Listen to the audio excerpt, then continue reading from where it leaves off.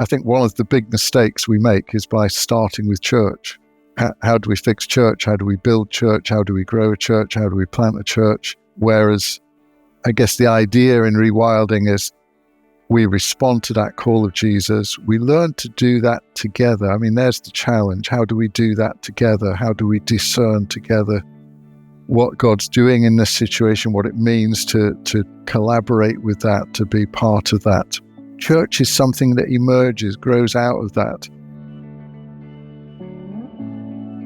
Hello, everyone. Welcome to the Pivot Podcast, where we explore how the church can faithfully navigate a changing world. I'm Dwight Shiley, and with me today is my co-host, Alicia Granholm. On the Pivot Podcast, we discuss what we believe are 4 key pivots that God is calling many churches to make in the 21st century. They are a pivot in posture from primarily fixing institutional problems to listening and discerning where God is leading today. A pivot in focus from membership to discipleship. A pivot in structure from one-size-fits-all model of ministry to a mixed ecology of both inherited and new forms together. And a pivot in leadership from a predominantly clergy-led, lay-supported ministry to lay-led, clergy-supported ministry. Today, we're excited to welcome Steve Aisthorpe to the Pivot Podcast. Steve's work touches on several of these pivots. He's an innovative minister, writer, retreat leader, educator, and coach who's worked for many years cultivating fresh expressions and renewal in the Church of Scotland. He's the author of The Invisible Church, which explores research among Christians who are not engaged with a local congregation. And his book, Rewilding the Church, draws on a fascinating ecological metaphor to challenge our tendency to overmanage and control church life. It's one of the most helpful books I've read in recent years, and I get to read a lot of books about the church. Steve, welcome to the Pivot Podcast. Oh, thank you so much. Great to be with you. Steve, can you begin by sharing a little bit about your background and your faith and church life? Sure, yeah. So my life, you can see, is kind of chopped up into some big sections. So the first 20-odd years of my life, I was not a Christian, wasn't involved with church particularly. I came to faith in Jesus in my early 20s. And then around that time, I moved to the Highlands of Scotland, where I lived in a small village, and I was part of a church, which was a really exciting place to be. It was a vibrant church. It was a growing church. And then a few years after that, I moved to South Asia. I lived in Nepal for 12 years. I was part of churches there that were also really exciting places to be, growing churches. Then I moved back to the Highlands, actually to the same village, to the same church. And it was still kind of a healthy church, but many of the people I'd known 12 years previous had seemed to have disappeared. But then I started meeting some of them, not in church, but at the bus stop, in the supermarket, whatever. And I realized that many of them had disengaged from the congregation, but their faith seemed to be still really important to them. I started at that point working for the Church of Scotland as a mission development officer, and that work took me around the north of Scotland. And I found that story repeated again and again in other congregations, that during that period of time, a lot of people, thousands of people, had disengaged from the church. And I wondered why. I wondered where they were, who they were, and why nobody was talking about it. And that's what started me on a journey of research and then eventually writing. And I guess I've been doing that for the last 15 or so years. And then, more recently, something different again, just the last 18 months, which we can maybe touch on later. Wonderful. Well, so I'd love for you to share with our listeners and viewers a bit about this concept of rewilding the church as a metaphor for church renewal. What is rewilding, and how does it apply to the church? So first of all, it's helpful to understand what rewilding means as a kind of ecological, environmental concept. And it's maybe helpful to contrast it with a traditional view of conservation. So, with conservation, we have an idea of what we want to see. and we manage things towards that end. That might be about protection.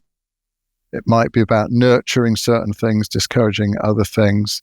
But often when we look at conservation, honestly, we're preserving a man-made landscape, or a landscape that's been heavily influenced by our interventions over the years.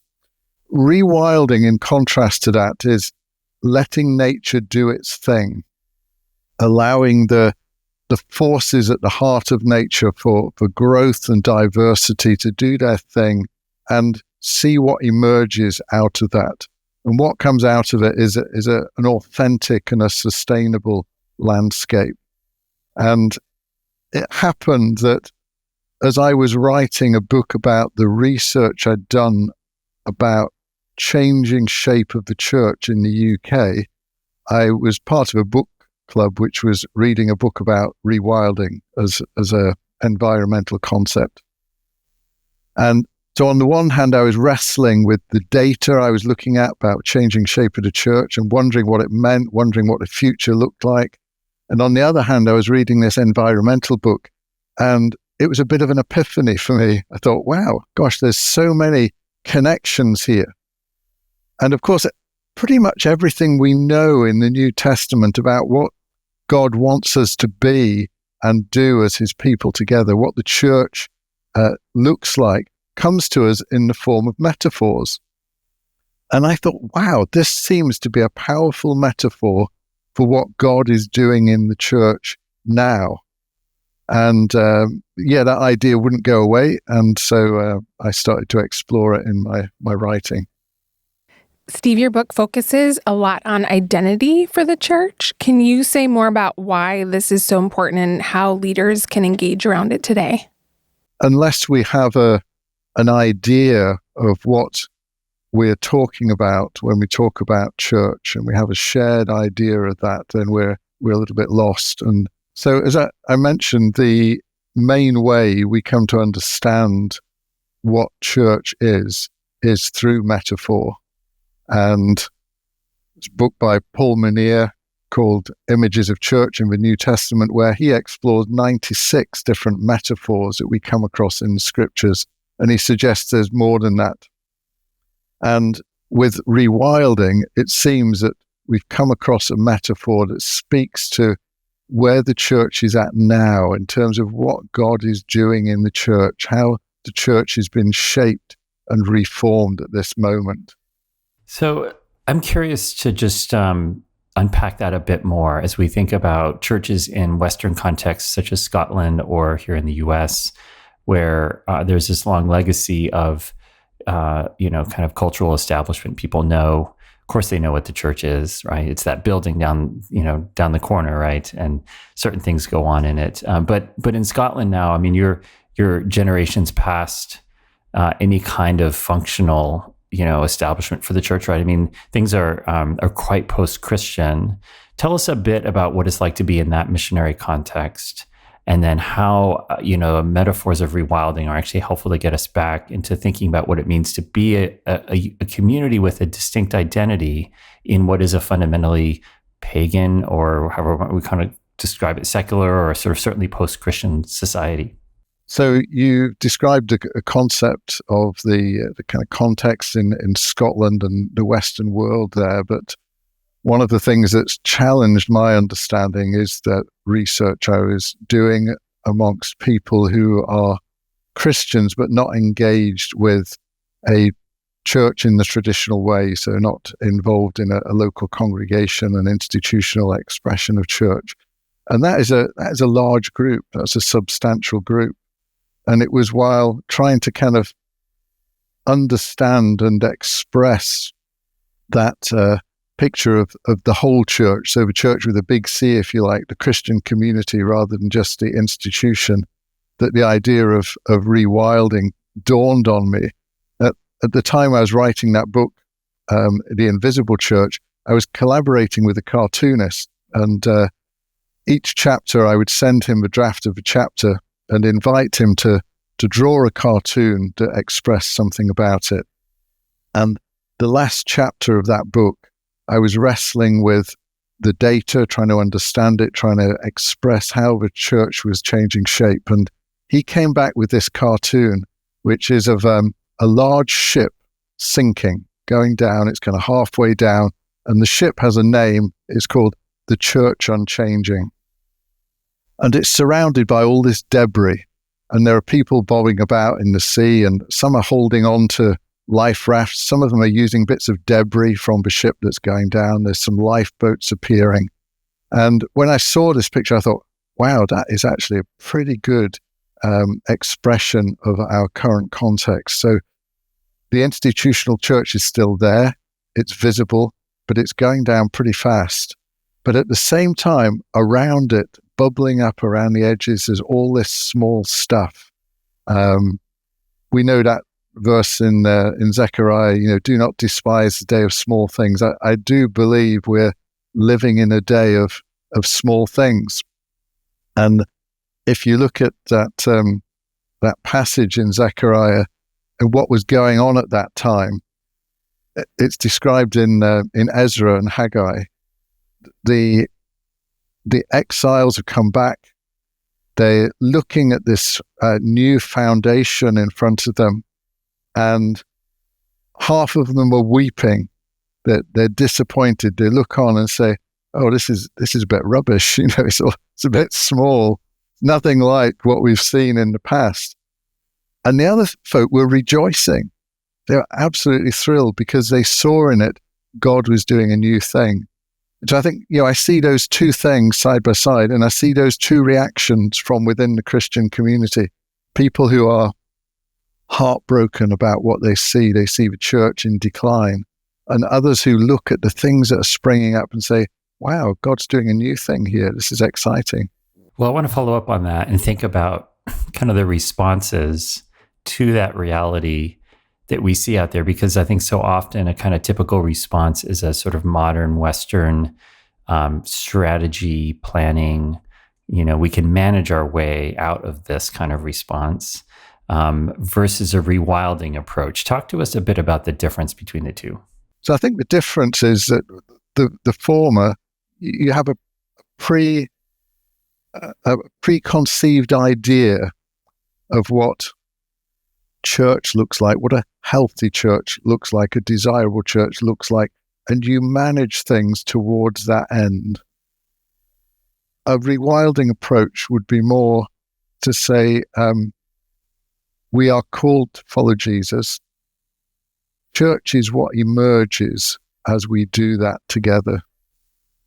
There's no preconceived idea of what that might look like. It will look different in different places at different times.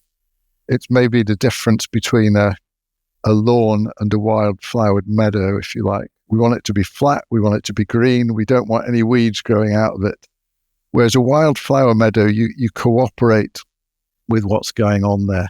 And when I say what's going on there in terms of church, we're talking about discerning what God is doing in a particular situation and what it means for us to join in that adventure of faith.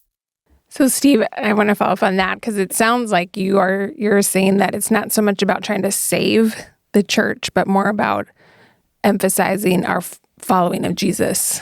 Yeah, absolutely. I think one of the big mistakes we make is by starting with church. How do we fix church? How do we build church? How do we grow a church? How do we plant a church? Whereas I guess the idea in rewilding is we respond to that call of Jesus. We learn to do that together. I mean, there's the challenge. How do we do that together? How do we discern together what God's doing in this situation, what it means to collaborate with that, to be part of that? And church is something that emerges, grows out of that. Sometimes it comes and goes. I mean, one of the last tasks I did for the Church of Scotland was to do some research into the various fresh expressions, new worshipping communities that have been emerging there. And I wrote this report. I thought it was incredibly encouraging, the amount of activity that was going on, all the kind of green shoots we could see in various places. But the question I had time and time again about that report was, but are these things sustainable? And the question really was, are these things going to pay their way? Are these things going to contribute to the institution in some way? And of course, the answer is who knows? But it's the wrong question to be asking, because it's an organic thing, it's a dynamic thing. Things come and go. But if we are honestly, faithfully following Jesus, I mean, that is exactly what we're told to do, isn't it? And church is an outcome of that, rather than a vehicle for it, or a kind of a precursor of it somehow. Yeah, absolutely. And Steve, what would you say are some signs, as you were doing your research, what were some of the signs that the church became too domesticated? The first word that comes to mind is predictable. So when you think about what you might expect in following Jesus, who is this Jesus we follow? He's been called the wild Messiah, the great interferer. Walter Brueggemann talks about, we follow the wild, unfettered, free God. And so we might expect our expressions of doing that together to reflect something of that adventure of following Jesus and the person he is. The hallmarks of that surely should be the character of Christ and the way he lived, and the way we therefore seek to be shaped and live too. So if our life together is incredibly predictable, dare I say boring, that would suggest that we've kind of fallen out of step somehow. Now, I'm not suggesting for a minute that church has to be super exciting and chaotic. I mean, I don't mean that at all. But we ought to be able to see the character of Jesus and his behavior being modeled in the life of our community together. So I want to just explore this from the leadership angle. And so for those leaders who are listening to this, maybe wondering, well, how might I maybe begin to let go of some control and encourage some rewilding within the life of my community that I'm shepherding or leading in some way, while still also being responsible. And so talk us a bit through, what does the rewilding, kind of process look like, and how do leaders engage it? So at the heart of what is proposed in the rewilding metaphor is a rhythm of listening and action that flows out of listening. So I'm talking about a prayerful listening, a courageous action that flows out of that. And so the role of the leader in that is to facilitate that. How does that happen in the lives of individual and the community together? And that is quite a turnaround, quite a flip for many leaders, I think, because it's very empowering for what we might call lay people, those who are not professionals, religious professionals, leaders. But it can be very scary for other leaders. So, I mean, I said, prayerful listening, courageous action. In some ways, it's courageous listening, isn't it? Because when we talk about listening, that's a metaphor too, isn't it? So when we say listening, it's really a metaphor for discerning what we believe God is doing in a particular context. And that is a courageous thing, because when we listen, A, we don't know what we're going to hear, and B, we can't unhear it afterwards. And in the same way as environmental rewilding, when you let things go, when you let nature have its way, the outcome is actually quite unpredictable. I'm involved in a kind of environmental project now where I'm working currently. And how's it going to be in a decade's time? I really don't know, but I hope it will be a kind of an authentic thing. It will be something that the forces of nature here have created, not something that we've designed, if you like. And so I think, that is the flip for leaders, how to engage people in that process of discernment together. Thank you so much, Steve. Can you share some examples of churches that you've seen, successfully embrace rewilding, or examples of church leaders that you've seen do that? Gosh, I can think of quite a few. What I would say is, I would hesitate to point to any church and say, here's a rewilded church, because it is about the process. This metaphor is process, not the outcome. And as I say, the outcome is unpredictable. But yes, I can certainly think of examples of churches where that rhythm of listening and action has gone through some cycles, if you like. So, I think of, in England, there's a network of churches in a rural area. Every one of them would be quite different. So, one group gathers around parents and small children after school, gathering for tea and toast, and their time of exploring faith and sharing from scriptures and praying together happened in that kind of context. Another one happens in a small, it's kind of a mix of a food cooperative, I guess, in a small village. Another is based around an environmental project. They're all quite different, but they've come out of a group of Christians praying together, listening and sensing, this is something we see God doing amongst these people. This is what it might look for us to be involved. And over time, these things have emerged. And in that context, there's a network of quite a few of these different expressions. And they've come to use a different metaphor. I don't want to mix the metaphors too much, but they talk about small boats and harbors. So these little groups, each one of them is seen as a boat. And as such, everything that's needed is in the boat. So the leadership is local, the resourcing is local. And occasionally, the little boats get together and they go to a harbor. So they gather together. And if you think about what a little boat does when it goes into the harbor, the sailors will talk about their stories, their experiences of being at sea and what that's like and what it's looking like for them. The boat might need some barnacles scraped off the bottom. They might need to resupply a bit. But, there's this kind of resourcing hub as they come together. But that's not a central thing particularly. I mean, they all participate in that. They all share in that. So that's one example. Another one that comes to mind is actually on the outside, a very traditional congregation in a small Highland village.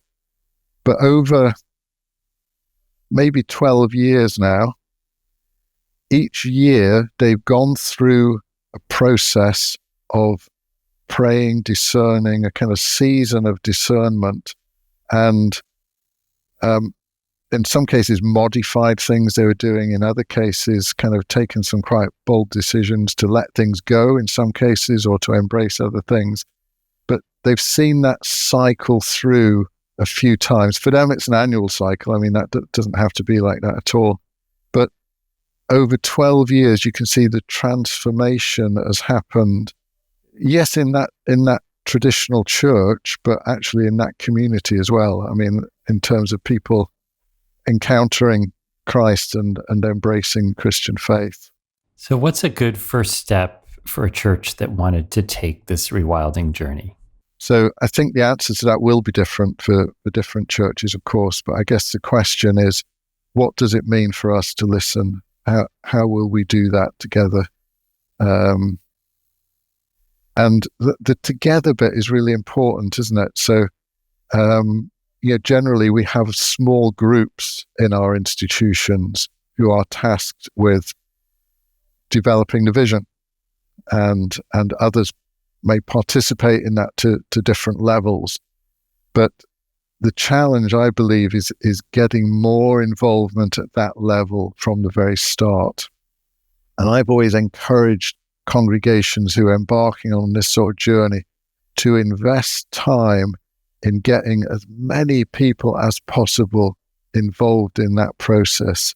Because so often I've noticed that the ideas, the insights, the snippets of vision, if you like, which turn out to be, yes, this is what the Spirit's saying to us, come from the most unlikely places, the unlikely people, if you like, people who might be on the fringes, who would not be seen as the core of the leadership team and what have you. So I think your first task is almost sell a vision for creating a vision which is genuinely going to come from the listening, the prayers, the discernment of as many people who are willing to be involved in that.